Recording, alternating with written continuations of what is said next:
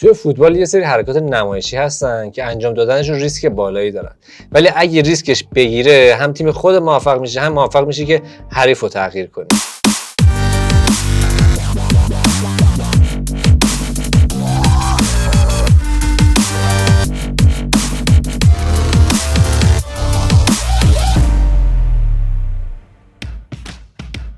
فوتبال ورزش تکنیک‌ها و خلاقیت‌های فردیه. مهارت‌های درخشان بعضی از بازیکن‌ها گاهی اوقات تفاوت رو رقم میزنن. بعضی از بازیکن‌ها توی تاریخ فوتبال هستن که با اون مهارت و تکنیک خاصشون شناخته میشن و اون مهارت به نام اون بازیکن ثبت شده. یه نمونهش دریبل زیدانیه که زینالدین زیدان باش حریف رو محو میکرد، یا مثلا گل پشت پا که به اسم رباح مهاجم الجزایری سابق پورتو شناخته میشه. وقتی اسم شوت محکم از راه دور میاد، خیلی یاد روبرتو کارلوس و گابریل باتیستوتا میافتن و ضربه رابونا هم آنخل دیماریا رو به ذهن میاره. شاید این نسل بازی خیلی از بازیکن‌ها رو ندیده باشن، اما میتونن همچنان میراثشون رو تماشا کنن.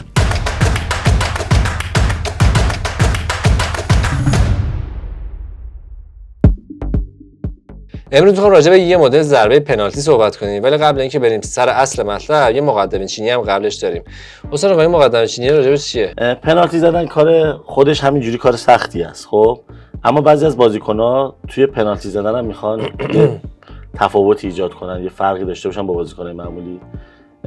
اولین نمونهش بریم به یورو 2000 بازی هلند ایتالیا توی محل حذفی، کار به ضربات پنالتی کشید به مناسب بازی که هلند 2 تا پنالتی تو بازی هم کلی بازی پنالتی خراب داشت. کرد. یعنی تولدو گرفت. تو بازی هم 2 تا پنالتی داشت، ولی کار رسید به ضربات پنالتی. یه صحبتی من خوندم به نقل از چند تا از بازیکن‌های تیم ایتالیا که میگفتن فندرسار گلر هلند خیلی قد بلندی داره، دسته کشیده‌ای داره، خیلی ترسیده بودن از اینکه بهش پنالتی بزنن و قبل از این ضربات پنالتی توتی برایش گفت که نگاهشو بهشون گفتون من چیپ میزنم، یعنی که خیالتون راحت من میرم پنالتی رو چیپ میزنم. پنالتی ها رو زدن. خب تولدو تو این بازی خیلی درخشید، پنالتی خوب گرفت، کار رسید به پنالتی سوم، پنالتی توتی. واقعا هم فندرسار تو دروازه با مثال دستش هم باز میکنه، تقریبا آدم دست و پاشو گم میکنه، اما توتی اومد این پنالتی رو چیپ زد. خیلی تا صحبت از پنالتی چیپ میشه یاد پنالتی توتی میافتن. یه نکته‌ای داره حالا آخرش بهتون میگم راجع به خود پنالتی چیپ که چه مدلی باشه بهتره. ببینید اکثر پنالتی‌ها خب پنالتی چیپ پنالتی وسطه، اما وقتی شما گلر رو فریب بدی چیپو بزنی به زاویه مخالف، دیگه واقعا شانسی برای گلر نمونه که بخواد بلند شه برگرده. اتفاقی که گل محمدی تو بازی با چین پنالتیشو چیپ زد، اما گلر رسوند خودشو به توپ دوباره.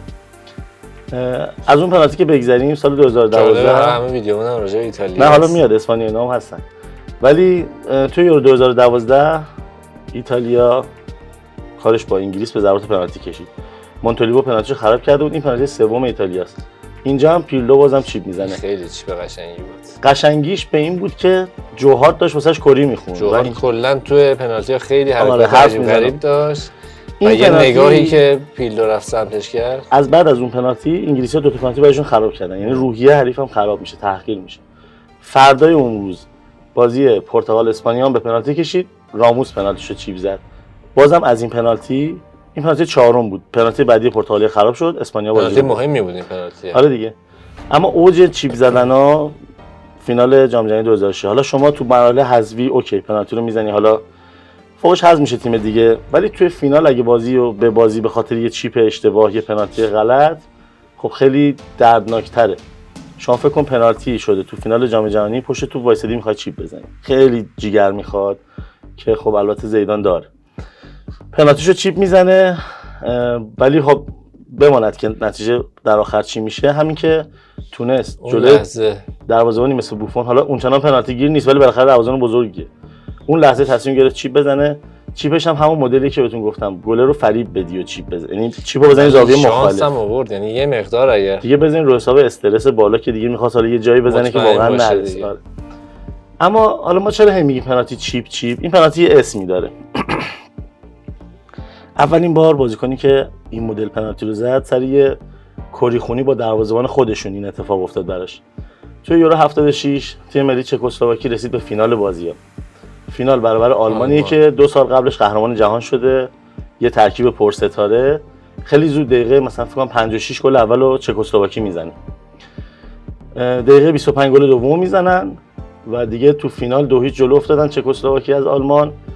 انتظار دارن که یه برد راحت رو داشته باشن، اما از اونجایی که آلمانی‌ها همیشه برمیگردن. سپ مایر تو گله؟ نه، شوماخر. سپ مایر. گلر جام جهانی 74 شون. آلمانی‌ها به بازی برمیگردن. 2 دقیقه بعد گل اولشون رو میزنن این شکلی و دقیقه 86 گل مساوی رو به چکسلواکی میزنن. بازی 2-2 میشه. این همون شماره 9 که صحبت کردیم راجعش توی دیتر مولر. کار میرسه به ضربات پنالتی.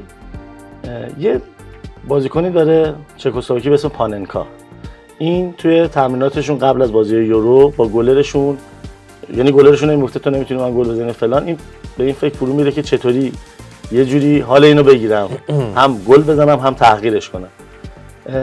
اولین بار میگه توی تمرینات این پنالتی رو تمرین کرده بودیم که به صورت چیپی که الان ما میگیم چیپ بزنی، این مدلی نرم توپو بزنم تو گل. حالا فینال یورو رسیده به پنالتی پنجم و شما اگر پنالتی رو گل کنید تیمتون برنده میشه. حالا آقای پاننکا اومده پشت تو، میخواد با این زمینه‌ای که بهتون گفتم، پنالتی اول آلمان بود داره، با این زمینه‌ای که چیدیم که مثلا جرأت میخواد، میتونه تیم حریف رو تحقیر کنه و شما توی فینال هستی، یعنی هم زیدانه، هم توتیه، هم پیرلوه، هم چیپشو گل میکنه. چکسلواکی اولین قهرمانی و آخرین قهرمانی تاریخش رو دست میاره جلوی آلمانی که 2 سال پیش قهرمان جهان شده. خیلی. و اینه که اگه جایی شنیدین میگن پنالتی پاننکایی، از اسم ایشون با هم گرفت، یعنی اسم این پنالتی پاننکایی، حالا ما میگیم چی، غلط مصطلحیه، در از پنالتی پاننکایی که از سال 76 مچ. مرسی حسین جان. شما به ما بگین که اگه توی همچین موقعیت حساسی باشین کدوم کار انجام میدین، راه ساده تر یا راه پیچیده تر؟ یادتون نره که کانال تفسیر پلاس رو سابسکرایب کنید، زنگوله رو هم بزنید که آخرین ویدیو و سایر ویدیوهای ما رو هم ببینید. تا دیداری دوباره، خدا نگهدار.